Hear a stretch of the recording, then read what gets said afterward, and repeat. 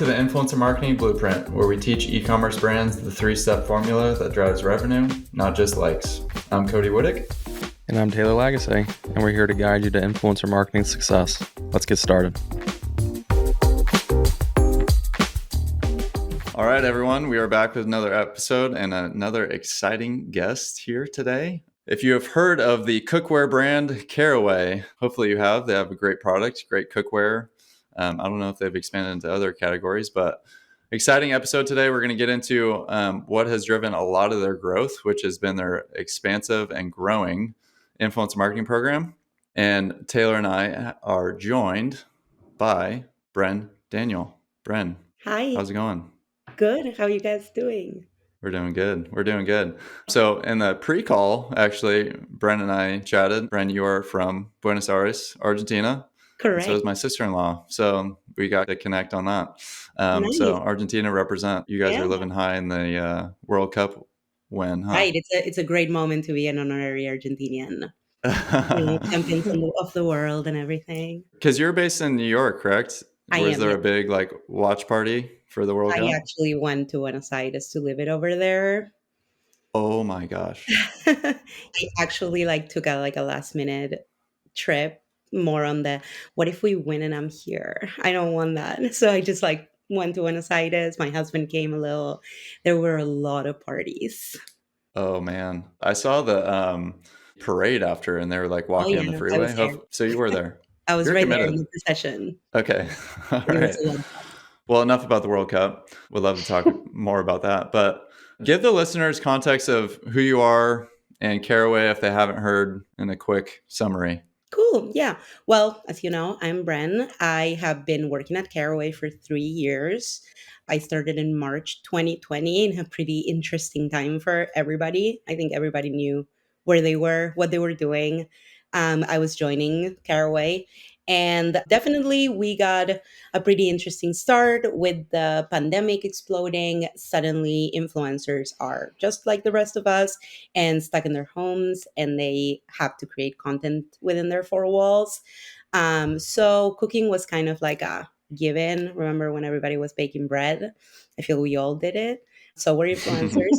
So the cookware that we had launched 6 months prior in November 2019 was very popular on social and within our influencers because, they're beautiful. They're bright colors. They match kitchens. They complement. And it's perfect for creating content around food. Not just food, though. All kinds of content. Yeah. But basically, I inherited about 35 ambassadors when I started, and we knew that we wanted to work with them on an affiliate capacity first and kind of build into those long-term relationships.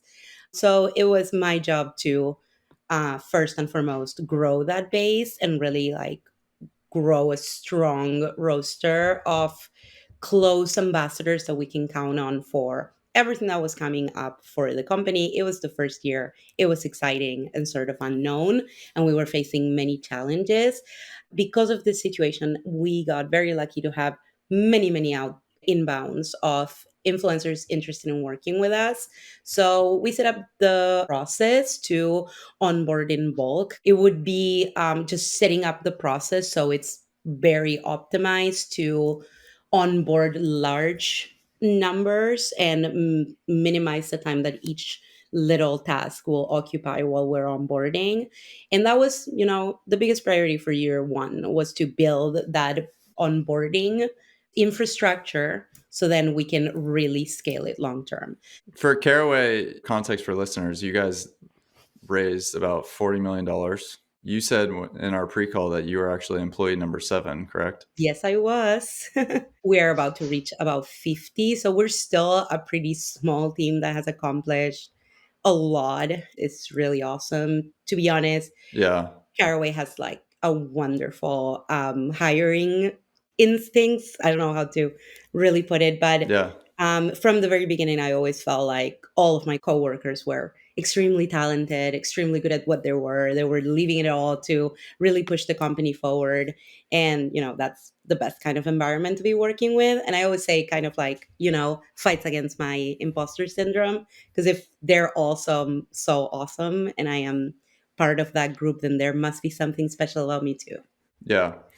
So let's get into the influence marketing stuff. So I like to give context for listeners. So obviously, big brand, raised a lot of money. You guys are marketing yourselves very well. Recently launched fall of 2019, exploded during the pandemic. But for current state, context for influencer marketing budget for the year. Okay, so for this, we would have to break down basically how we decide to work with ambassadors. So I mentioned that the base of it is on an affiliate capacity in which we offer them promo link with a discount for them to do their first posting.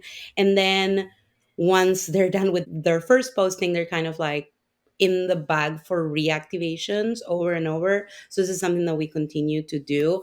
For that, we paid about $350,000 during 2022 for our affiliate efforts in commissions. Okay. Well, so I was just trying to get a context of too, like, are you the only person that sits on the org chart for influencer marketing, or like how many people are dedicated towards this at Caraway?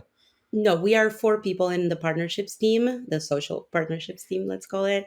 There's 3 associate managers that joined the company about a year ago. I think the first one, Allison, joined in December, and then the other 2 joined in March 2022. So before that, we had another really great coworker in the team. Her name was Myra, and she was very, very good at scaling. And she left us in January last year. So we like just very much built on our efforts. Very much of influencer marketing and the way that we work is built on, hands that can pull and arrange a large amount of campaigns at the same time and beyond the budget. That is how we grow Yeah. internally for the team. I'm just kind of reviewing. So you've onboarded, I think you said 3,500 Yeah. ambassadors in roughly 3 years. What has been the attribution for growth? Okay, so we have 2 ways of measuring this. For one side, we have directly attributed revenue that we track via an affiliate manager. And then we have a PPS post purchase survey in which people get to tell us where they heard about us. And we are standing at about 13% of the company, just of all the revenue of the company. Just to put it in perspective, paid media is at around 20. Wow. It's incredible. Yeah, so we're not very far. And with the new priorities that we had, now that we have a bigger team and we can get our hands busy with new projects and new ways of scaling our program, we're looking into also paid influencer, and this would mean everybody who is not willing to work with us on an affiliate capacity. And instead, we do the usual influencer marketing model, which is we calculate based on expected impressions or views and work with a CPM and pay upfront and hope for the best, right? So my last question on the budget side of things, you said you spend like 350K a year on the affiliate commission side. What other things make up that budget? That is just the affiliate commissions that I was mentioning. When it comes to other projects that we're looking into, we're spending right now about 30K per month in influencer. We did a test for it during Q3, and now we're really, really expanding it. So hopefully, like 75,000 for this quarter, and hopefully we'll continue to increase that amount on a monthly basis based on how we see performance coming in. It's a balancing game also what we want to prioritize because onboarding ambassadors continues to be our number one priority. They continue to bring a lot of revenue and it's kind of like a low risk situation because beyond the gifting that we do to them, which is, let's be honest, a pretty hefty gift of a cookware set that costs $400. So we start with that and we don't take that much of a big risk with it. So for the long terms, it's really good for balancing our ROAS, being part of the growth team. I think we collaborate a lot to keeping those ROAS numbers up and maintaining our efficiency. Yeah, with such a robust affiliate program or ambassador program, whatever you want to call it here, so many terminology out there. 3,500 ambassadors, $350,000 in payouts. You brought up risk. The only risk in my mind that I can really think of that I'm sure listeners would be curious about as well is just leaked links. How often do you deal with that on your end? How are you Yes. managing that? What processes do you have in place? What tools do you use? How are you making sure these links aren't ending up on, a coupon website for people just to take advantage of, and then you're, wrongly paying out creators that may have not, actually achieved that payout? Yeah, absolutely. This definitely has been a big challenge from the very beginning. In the beginning, we used to have a lot of leaks. Now it's very here and there that happens. But It's awesome. basically, the biggest solution that we have found to this is asking our ambassadors to please not share the code openly on their content and instead encourage people to click on the link. And the promo code is embedded in it. So anybody that clicks in it will fall into a landing page that automatically applies the discounts to the cart. And yeah, this is the way that we like kind of handled it, and it has worked wonders for us in general. It becomes a little bit more complicated when we're talking about paid, because when we're trying to make a positive ROAS out of it and we have a goal, we try to give the creators as many tools as they need to get this done and bring in the revenue so we can justify that campaign. And we found that when they share their code openly, they convert that much better. We're still depending a little bit on codes, and I think 80% of our conversions are code based. And we see it during the holiday that we do a site wide promotion and there's no promo code. Even though we continue to see a very scaled direct attribution, we know that there's a big gap between that and the real drive of all revenue because we don't have promo codes to attribute. So Right. for those people who we like do allow them to share the code openly, we just have two tools to deal with that. One is Google Analytics as a source of where those conversions are coming from. So we get to see if they filter through a code page or something in that department. So we have someone in the growth team that is keeping a close look on Google Analytics every day, and they flag it to us if they see it. We on top have a very, very wonderful CX team that I am like amazed by. And they are the fastest to like find a leak code. Is amazing. They're like hounds. It's critical to have. So that's awesome that you have process built out, Absolutely. especially with such a robust program there. Kind of touched on real quick just the amount of terminology, the way people use different words in the space. Well, you're using the word ambassador a decent amount for describing your influencer marketing program. How do you define that word just for the audience to be able to hear from you specifically at Caraway? So we call it ambassador as opposed to influencer because we are trying to build on that long term kind of situation. And, an ambassador is not someone that comes in, posts, and leaves, is more based on that long term relationship. We have grown side by side to many of these influencers. I have people that we invested in when they were 5K and now they are 150 and really exploded. And, those people remember that you like, bet on them and invested in them when they were smaller. And that kind of stuff It's really, awesome. yeah, it really is. And it really brings, a little bit of humanity to what we do, which is like many times very much about numbers and data and looking at Excel. I For think one of sure. my favorite parts about influencer marketing is being able to work with actual people and like kind of build those relationships long term. I always saw the influencers as little businesses that we work with much more than people who like share their lives. We're very aligned in the way that we think about this. I love Yeah. how you're viewing it as a long-term relationship, something that you can really build upon. Within that ambassador program, you touched on just kind of just piggybacking off this long-term relationship. How many of the ambassadors that you work with end up being a one-off post in comparison to how many people end up going and doing multiple posts for you and you guys building long-term relationships with them? Out of just curiosity on that front. Yeah, this is basically a challenge that we continue to have throughout the years, which is the lifetime value of an ambassador if we're going to bring it into, other growth terms. It's not easy. I think what I can give in terms of how many times they post, we don't track this. Part of this kind of low touch affiliate situation is that the ambassador has the freedom of posting when they want, what they want. And Love unfortunately, it. what we're doing is not something that like many companies are trying out or finding success with. So for us to finding a platform that really caters to all of our needs, like tracking how often they post or that kind of stuff, unfortunately it doesn't exist in the market right now. Or if they do, I haven't been able to find them. So if anybody like, is listening to this and wants to hit me up, I would very much like that.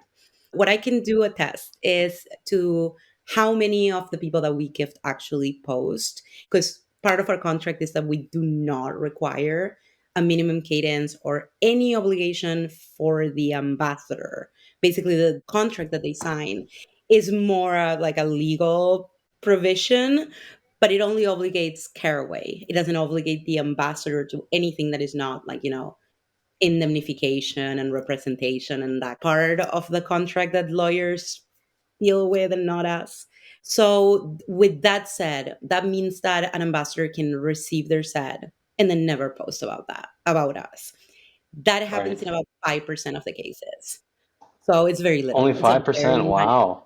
only 5%, very manageable. I think we're also very lucky or very good or blessed by the fact that our product is really great and that the presentation of the product is really great. That when ambassadors receive their gift, which is the box, the unboxing process is so amazing and it's so well designed Yeah, and um, you guys have beautiful that it's products. the perfect opportunity to create content around. I mean, influencers also have to balance how much time they occupy creating content, and we're giving them a really great excuse to create content beyond if they make money with it or not. It's a good piece of content that people usually enjoy seeing. So, kind of like a whole situation. And it has worked really, really well for us. And you guys seamlessly integrate into content so well, right? You're identifying influencers that are cooking at home. You guys have beautiful products. People are already posting about this probably pretty consistently with the influencers that you're working with. Very seamlessly integrates into that. But 5% is pretty wild of how many people don't post. With that being the case, like are a majority of these people inbound or a majority of these people outbound? I would assume with that low of a non-post rate, a majority of these are inbound, but can you speak to that a Yes. little bit? Yes, that is a correct assumption. Majority of the people that we work with are inbounds. Basically, this is a capacity issue more than anything. It's not that we don't like to outreach to people. It just takes that much more time to onboard an outbound than an inbound. So Of then course. we have to Preaching to the be choir like here. mindful of where do we occupy our time. So right now, Instagram is fully almost 100% inbounds. YouTube are almost 100% outbounds because we don't usually get YouTubers reaching out to us. We reach out to them. This is a channel that we've been growing for about a year since Allison from my team joined the company.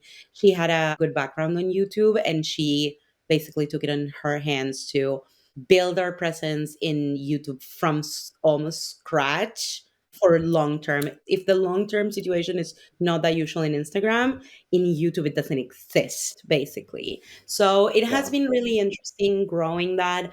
Also with YouTube, there's a big pro, which is the evergreen nature of the content. Part of this long term relationships that we're having with ambassadors means reactivating them like over and over. So, like you were asking, how many people post many times? So, we are very good at trying to give them good excuses and good opportunities for them to continue to post. And that is done via gifting on new products. We've only been around Hmm. for 3 years and we have a big pipeline of product coming out. We grew from just a cookware set to bakeware set, food storage, tea kettle, different versions of the cookware with gold handles, with something else handles that is coming out next week that I don't want to spoil. Continued gifting is one big way that we encourage our ambassadors to continue to post. And another thing is whenever we have a launch, we offer our full roster an increased commission. So if generally they get Hmm. 10% during this day to this day, that includes the launch, we do that increased commission. So they know that if they post during that time, they bank on it that much more. So on the influencer contract side of things, like you mentioned 10% commission, you don't obligate them to post. Do you have any other unique parts of those contracts when they onboard onto your affiliate program, such as like whitelisting access, rights to the content automatically? I always think it's interesting for people to try to replicate that contract internally. Absolutely. So this whole thing started with an actual contract that people sign. Now that we have a platform that caters to the agreement kind of part of it, before I had it automated between our pipeline and HelloSign. Now we just have it as like part of the proposal that Grin, our Hmm. platform, is offering. So now we shifted from an actual contract that you sign to a terms and conditions kind of situation. So Hmm. in the beginning, when we were doing the signed agreement, one of the clauses was content release. And that basically gave us whitelisting rights, content usage, content usage rights with paid. When we were doing that, every once in a while, not everybody, but every once in a while, and it happened often, we had some ambassador who refused to do that because they know the cost of Hmm. like licensing. So then Yeah. they're banking on it and they don't want to release it. So we would just change the clause and make a note internally that that content we did not have permission from the influencer to reuse it other than in social with proper credit. Yeah. But since we've shifted to the terms and condition kind of situation, nobody reads the terms and conditions. I don't think that anybody does in general. And since we did that, this doesn't happen anymore. And I've had situations in which an ambassador reaches out to me saying, I've seen this piece of content being used on paid. What's happening with that? I usually charge for this. And I was like, you actually signed a release for this. But Mm. let's chat. Let's see how we can work together. Like the idea of this is that Smart. it's just a base. We are not trying to take advantage of anybody here. We're not trying to like minimize Yeah. the amazing contributions that influencers in general give to our company. So when that happens, I just like sit down with the creator and we chat about what is it that they want to get involved in, what are their fees, and how we can really work together. This is sort of part of maintaining this long-term relationship. Once you have that like long-term situation and an influencer continues to earn money from Caraway, there's so much that you can ask them that you Right. wouldn't ask a one-time influencer, or Yeah. that they are not It, willing to like put this stuff on the it's table. It's a it's a big mutually beneficial relationship at that point. It's not a absolutely. one-way street. Both parties are bought in. You guys brought up channel. What is the channel split of your 3,500 ambassadors? You It's mentioned the growth of mostly YouTube, like mostly Instagram. so 80% Instagram, 20% Something in YouTube, that or is it? department, yes. No TikTok. For now, we do have some TikToker ambassadors, but most of their work with our brand team because they're concentrating the channel into more of a brand awareness kind of situation and brand building. In my opinion, and this is just me, I think TikTok is not yet mature for the kind of integrations that we do. There's no linking that limits us a lot. There's the link in bio. It kind of feels like, let's say, 5 years ago before stories were added to Instagram and we were depending on the link in bio, and influencers had Hmm. like one click and they had everything they had, like to know it, to kind of make their feed shoppable and that kind of stuff. Well, we are in the same situation now with TikTok without the tools that we have behind it. We know that it has a big reach. We know that it like a lot of people see it, but at this point, I think it's a good idea that the brand team at Caraway is taking care of our presence there. And then when it's mature enough, we can try it out for the affiliate end of things. What we are thinking is in like developing the TikTok for paid influencer, which is a channel that we're continue to test out and grow. And so far we've done Instagram and YouTube only for paid. Awesome. Have you guys considered working with like a more of a macro celebrity type talent? I mean, your top competitor has Mr. Gordon Ramsay as part of their brand. Other competitors have done Selena Gomez. I heard about that a lot. Well, this is not my area of expertise. I don't do influencer marketing for the brand awareness side of things. I think that's a very brand kind of situation. And I think it's what I've been Hmm. trying for many years to move away from, because the influencer marketing team usually lives within the brand and we live within the growth. And Hmm. just like I was saying before, how often do they post? I don't really care that much. I just care that they continue to bring long term their revenue. So if this is working on a long term kind of situation and we're looking at like positive ROAS and that kind of stuff, that's the kind of thing that I'm interested in. Working with a celebrity, usually it's meant more for driving Yeah. follows, driving awareness, and definitely not the area that I am interested in. Though we do have an upcoming like celebrity thing Teaser. coming out. Another teaser, man. Two No, We teasers got, from Bren today. yeah, we got breaking news here on the but that is podcast. all that I'm gonna say. Coming up at some point. Also, there's no like timeline for it, but stay tuned. She said she doesn't care, but she knows. She knows all about it. Yes. Quick question is, like you said in our pre-call before, that we had a big priority was getting the influencer content into paid ad efforts, and now you sit under the growth team. What has performance been like thus far?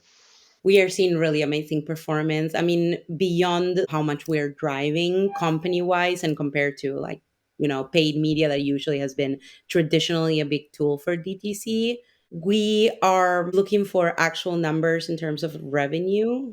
No, I wasn't expecting you to necessarily have your CPA numbers on hand, but it was just more so a question of how performance has been. So that's encouraging to see that you guys are implementing it. We have a pretty solid AOV in terms of conversions. I don't know if I have the cost per acquisition, but let's talk holiday. Holiday was a really good time to kind of put this in perspective. So we started this past holiday season after the year before that for the first time, because we were seeing that during the holiday, we're competing with so many brands and we're paying only affiliate if they sell. So it would be normal that our best performers are prioritizing other initiatives. So just to make sure that we can like really book basically the medium, we tried paying a fixed fee plus commission to our best performers just to ensure that they're going to post for the holiday. That we tested out in 2021 and it went really well. It scaled our revenue. Hmm. And this year that we had like, a lot of hands, this was the holiday season of my dreams, kind of like exactly what I always wanted to do.